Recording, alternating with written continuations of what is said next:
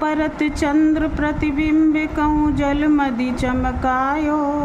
लोल लहर लही नचत कबहु सोई मन भायो। प्रस्तुत काव्य पंक्तियों में भारतेंदु हरिश्चंद्र जी ने यमुना जी के जल में पड़ रहे चंद्र प्रतिबिंब का सुंदर चित्रण किया है।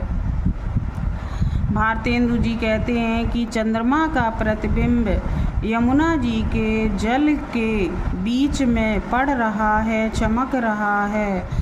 जब कभी यमुना जी के जल में चंचल लहरें लहराती हैं, नाचती हैं, तो चंद्रमा का वह प्रतिबिंब भी नाचता हुआ मन को बहुत आनंद देता है। मनुहरि दर्शन हेत चंद्र जल बसत सुहायो। ऐसा लगता है मानो भगवान विष्णु जी के दर्शन के लिए ही चंद्रमा जल में बस गया है। कै तरंग कर मुकुर लिए शोभित छवि छायो। चंद्रमा की वह छवि इस प्रकार सुशोभित हो रही है मानो तरंगों ने अपने हाथ में दर्पण ले रखा है।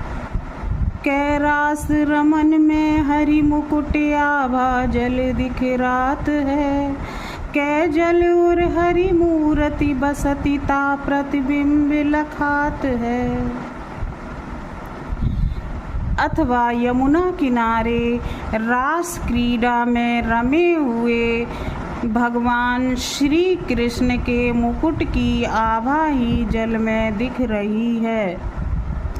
उस प्रतिबिंब को देखकर ऐसा लगता है मानो यमुना जी ने अपने हृदय में भगवान श्री कृष्ण की मूर्ति बसा रखी है।